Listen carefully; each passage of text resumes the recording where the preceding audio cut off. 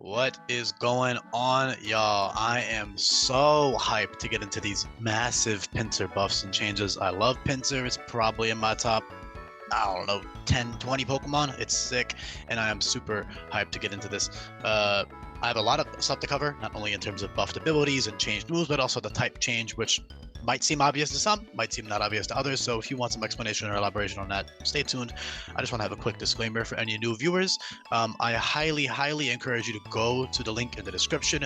There is the very same Google Sheet linked right there. The same one that I'm showing right now. You can click it and it'll take you right to it. You can check out all of the other Pokemon buffs and changes, and you can check out all the new custom abilities and ability buffs, and most importantly, all 600 plus move buffs and changes. So if you click this tab here on the bottom, there's a bunch of other useful buffs and changes and cheats, excuse me. Well, there is a bunch of useful buffs and changes, to moves and to types and stuff, but most importantly, the move sheet here on the bottom will take you to a very in-depth move guide where you can check out all of the move buffs and changes organized into all these different categories you can see on the screen. There's tons of new priority moves and all this other crazy stuff. It's a lot more in-depth than your average ROM hack, so I highly recommend you give that a look. As you can see on screen, if you scroll, you can look at all these. They're really important to understand how the Pokemon function. Now, you can't just look at all these buffs and changes in a vacuum. But with that being said, Pinsir, bug ground type. I'm gonna start right off the bat because I want to get out of the way, because I know people have like sort of a negative reaction to type changes. This is honestly a really fitting one in my opinion, though. So Pinsir, it's a stag beetle. If you don't know anything about insects, stag beetles are known for burrowing in the ground. The Pokedex itself even alludes to this. Pretty much all the dex entries, not all of them, but over half of them talk about, over half is an exaggeration, but a lot of them talk about how he burrows under the ground, right? He digs burrows. He uses his horns to dig. In the morning, damp soil clings to his body. It also talks about how he is very weak to ice and the cold. Because they dislike the cold, Pinsir burrow and sleep under the ground on chilly nights. So it also makes sense for him to be weak to ice as a ground type.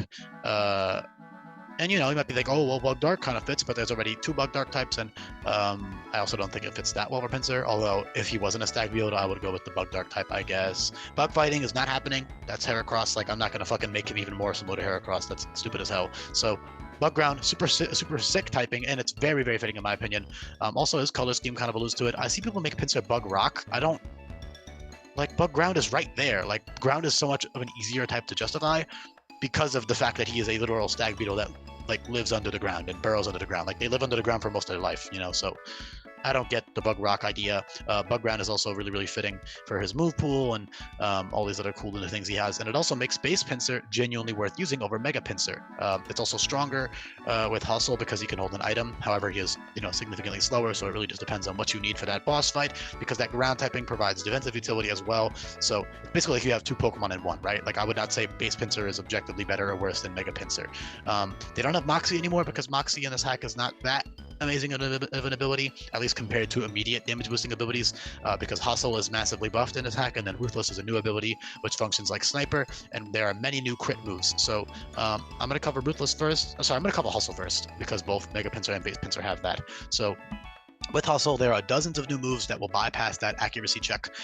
So with 130 base attack, you are absurdly powerful already. You're already at over 200 plus base attack. It's very strong, and you have tons of new moves that will never miss. So all priority moves in this game don't miss, right? So Creeping Strike, that's bug type, regular old, it's like bug type Mach Punch essentially. First Impression, beautiful TM for Pinsir. It's also great on Heracross, who also has, or Mega Heracross, who also has Hustle, and of course Mega Heracross can also use that Hustle stab First Impression. It's beautiful, it's very strong, really cool move on them. And then you have Sucker Punch via TM as well, so those are all priority moves that won't miss, right? And you also technically have Quick Attack, but that's not that great unless you're using Mega Pinsir with Aerolite. But Mega Pinsir with Hustle is also genuinely viable, because you're not always going to need that Flying type stab for every boss fight, and that giant Hustle boost on your bug, your First Impression and your U-turn, excuse me, is definitely worth using. But yeah, they also have U-turn, which will never miss, and they also, that's a strong move for a stab and stuff. So U-turn, Creeping Strike, First Impression, and Sucker Punch as well as Stomping Tantrum, which is stab. That's a ground type move that will never miss. That's 112.5 base power overall with that hustle boost. It's huge. Smart Strike and Skull Bash will give you an accuracy boost now. Skull Bash also gives you a +1 attack boost. Skull Bash is also a 100% crit move, which will segue into the Ruthless functioning in a second. Finishing Blow will also function with both abilities. So basically, First Impression and Finishing Blow are both moves that will never miss and are always crit. So Skull Bash as well. So those 3 moves. Did I say Skull Bash already? I don't know. But my point is, no, I didn't. So Skull Bash, Finishing Blow, and First Impression. Those 3 moves are overlapping with both abilities, which is really cool. You also have stuff like Power Trip, which will never miss with Hustle. There's a couple more. Circle Throw is pretty big. It's good coverage, and it is 90 base power, will never miss. So that's pretty solid as well for Hustle sets. I forget if I give them Focus Punch or not. Let me check.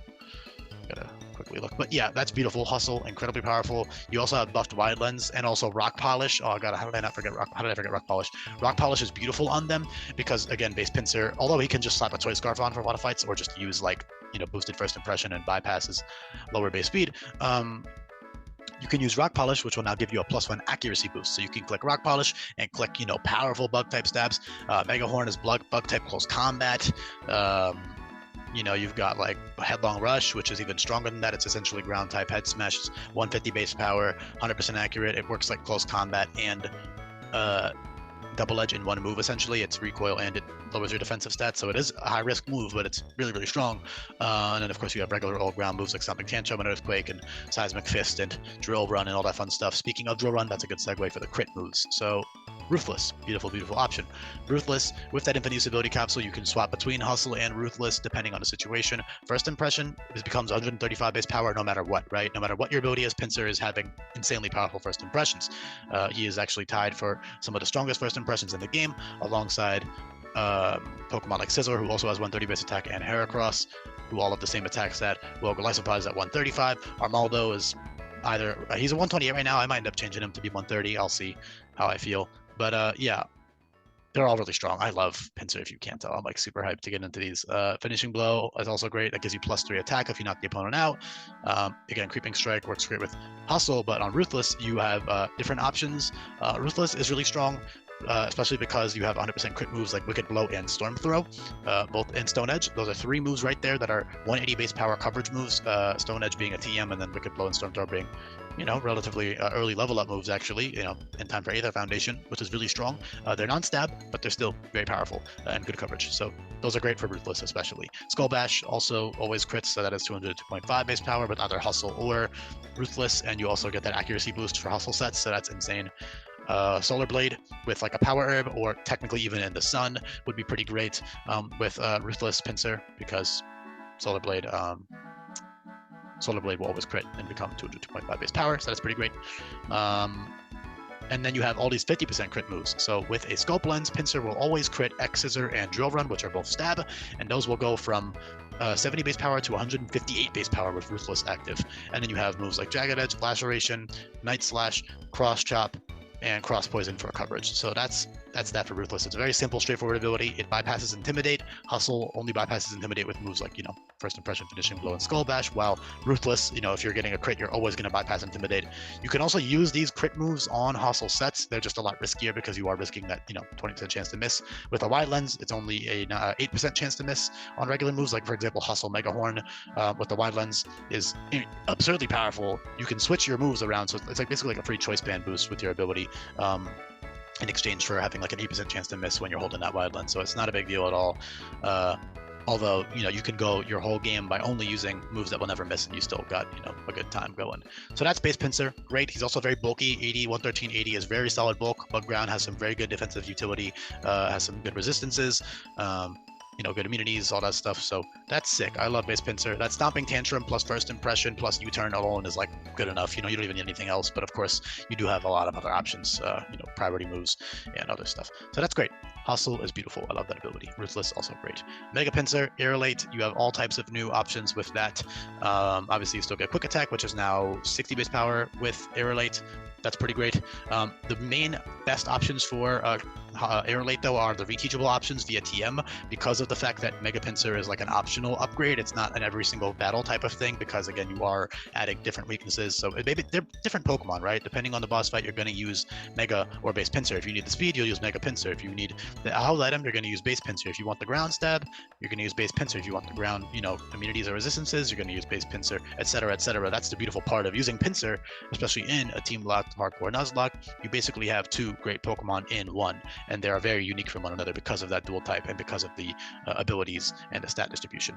So that's awesome. Mega Pinsir is obviously incredibly powerful with Hustle. You can't hold a wide lens, but you can still use stuff like U-turn and First Impression on Mega Pinsir and still deal a shitload of damage. However, Hustle sets have literally no Flying Stab, which is like fine by me because you're only ever using that Invincibility Capsule for Hustle when you need the boost for your other moves. When you need Flying Stab, you switch on Aerolate, you go to your TM bag, you teach Retaliate. That's the main use. And then late game, you teach Giga Impact or Strength. Strength is normal type close combat, so that's 144 base power with Aerolate. Retaliate is 114 base power overall with Aerolate, so that's just a very, very solid, reliable, no drawback stab option. It's basically the replacement for Return. And also Retaliate will double in power if something just fainted. So if you're not doing a Nuzlocke, or if you are doing a Nuzlocke and something, sadly died, then you can go ahead and blow something up with Retaliate. Aerolate Mega Pinsir on like Guzma will be pretty damn scary with Retaliate. So yeah, that's all that. He's tons of great coverage moves, obviously. Bug Ground or Bug Flying is solid stab. Bug Ground is very good dual stab though. And you of course have all the coverage moves you could ever really ask for right here. Yeah, he's just a goat. I'm so hyped. So yeah, Giga Impact is incredibly powerful with Aerolate. Giga Impact is 192 base power overall with Aerolate, and it will drop your attack stat by -2. So two Giga Impacts in a row is actually stronger than 2 Retaliates in a row, I believe. Let me double check my math on that. 192 plus 96 is 288. 114 times 2 is, oh yeah, much stronger. Holy crap, significantly stronger. 2 double edges? 150.